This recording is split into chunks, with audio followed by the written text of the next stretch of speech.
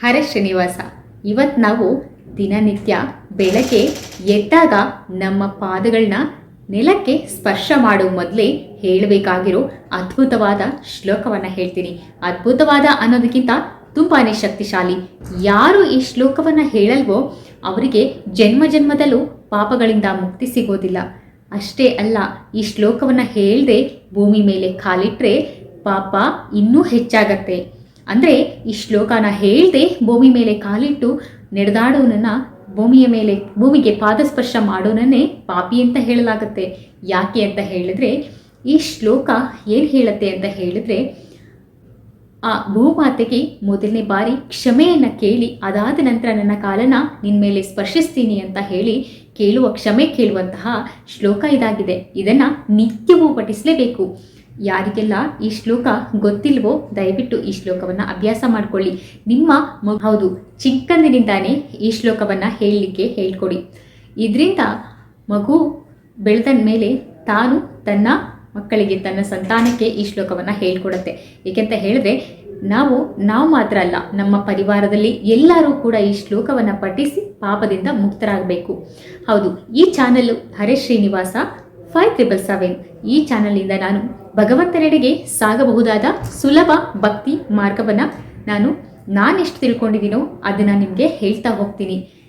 ಹಾಗಾಗಿ ಈ ಚಾನಲನ್ನು ಸಬ್ಸ್ಕ್ರೈಬ್ ಮಾಡ್ಕೊಳ್ಳಿ. ಮತ್ತು ನಾನು ಹಾಕುವಂಥ ವಿಡಿಯೋಗಳಿಂದ ನಿಮಗೇನಾದರೂ ಸಂದೇಶ ಸಿಗ್ತಾ ಇದ್ದರೆ ಅದಕ್ಕೆ ಎಸ್ ಅಂತ ಕಮೆಂಟ್ ಮಾಡಿ, ಅಥವಾ ಹರೇ ಶ್ರೀನಿವಾಸ ಅಥವಾ ಹರೇ ಕೃಷ್ಣ ಅಂತ ಹೇಳಿ ಕಮೆಂಟ್ ಮಾಡಿ.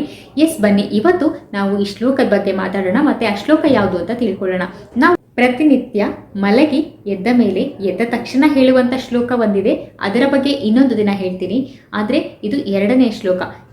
ಎದ್ದ ತಕ್ಷಣ ಹೇಳುವಂಥದ್ದು ಕರಗ್ರೆ ವಸತೆ ಲಕ್ಷ್ಮಿ, ಕರಮಧ್ಯೆ ಸರಸ್ವತಿ, ಕರಮೂಲೆ ತು ಗೋವಿಂದ, ಪ್ರಭಾತಿ ಕರದರ್ಶನಂ ಅಂತ. ಅದೇ ಇದು 2ನೇ ಶ್ಲೋಕ ಆಗಿದೆ. ಈ 2ನೇ ಶ್ಲೋಕ ಬಂದು ಭೂಮಿಯನ್ನು ಸ್ಪರ್ಶಿಸಿ ಹೇಳಬೇಕು, ಅಥವಾ ಈ ಶ್ಲೋಕವನ್ನು ಹೇಳಿ ನಂತರ ಭೂಮಿಯನ್ನು ಸ್ಪರ್ಶಿಸಿ ಕಣ್ಣಿಗೆ ಉತ್ಕೊಳ್ಬೇಕು.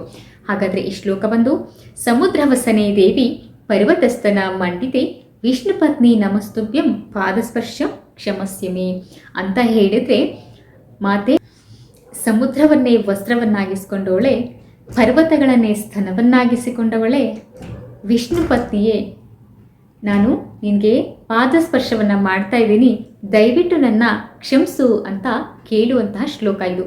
ಯಾರು ಈ ಶ್ಲೋಕವನ್ನು ಹೇಳಿ ನಂತರ ಭೂಮಿಗೆ ಪಾದವನ್ನು ಸ್ಪರ್ಶ ಮಾಡ್ತಾರೋ ಅವರು ಯಾವುದೇ ಪಾಪಕ್ಕೂ ಸಿಕ್ಕಿ ಹಾಕಿಕೊಳ್ಳೋದಿಲ್ಲ.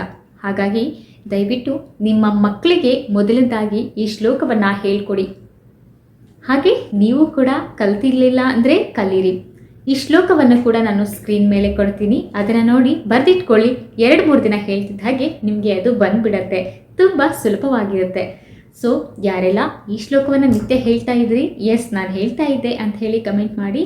ಹಾಗೆ ಯಾರಿಗೆಲ್ಲ ಗೊತ್ತಿಲ್ಲ ಅವರು ದಯವಿಟ್ಟು ಅಭ್ಯಾಸ ಮಾಡ್ಕೊಳ್ಳಿ. ಇದು ನಿತ್ಯ ಹೇಳಲೇಬೇಕಾದಂಥ ಶ್ಲೋಕ ಆಗಿದೆ. ನಾವು ಭೂಮಾತೆಯಲ್ಲಿ ಕ್ಷಮೆಯನ್ನೇ ಕೇಳದೆ ಪಾದ ಸ್ಪರ್ಶಿಸ್ತಾ ಅವಳನ್ನು ತೊಳಿತಾ ಇದ್ದರೆ ನಾವು ಪಾಪಿಗಳಾಗೋದು ಖಂಡಿತ. ಯಾಕೆ ಅಂತ ಹೇಳಿದರೆ ಅವಳು ವಿಷ್ಣು ಪತ್ನಿ, ಅವಳೇ ಶ್ರೀದೇವಿ, ಹಾಗೆ ಭೂಮಾತೆ ಅವಳು.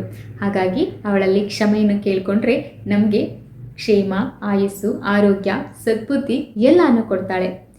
ಹಾಗೆ ಪಾದಸ್ಪರ್ಶ ಮಾಡೋದಕ್ಕಿಂತ ಅವಳಲ್ಲಿ ಕ್ಷಮೆಯನ್ನು ಕೇಳಿಕೊಂಡು ಅದಾದ ನಂತರ ಪಾದಸ್ಪರ್ಶ ಮಾಡೋದ್ರಿಂದ ನಮಗೆ ಪುಣ್ಯ ವೃದ್ಧಿ ಆಗುತ್ತೆ, ಹಾಗೆ ಪಾಪ ಕ್ಷಯ ಆಗ್ತಾ ಹೋಗುತ್ತೆ. ಹರೇ ಶ್ರೀನಿವಾಸ. ಇನ್ನೊಂದು ಅದ್ಭುತವಾದ ವಿಡಿಯೋ ಜೊತೆಗೆ ನಿಮ್ಮ ಮುಂದೆ ಬರ್ತೀನಿ.